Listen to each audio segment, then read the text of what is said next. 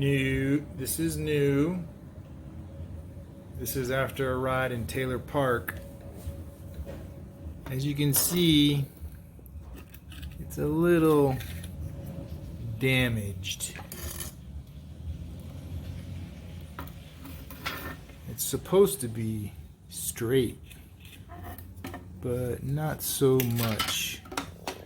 Like this one, look how nice and straight that is. Yeah.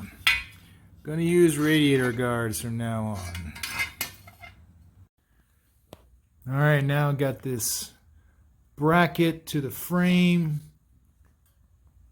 Keep the radiator from pivoting like this, and then in the front got a shield. Yeah.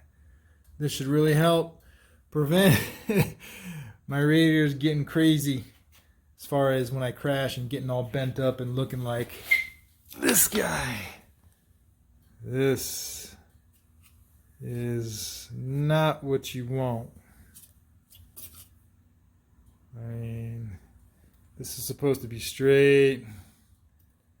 Yeah, took some damage, you could say. But all fixed now.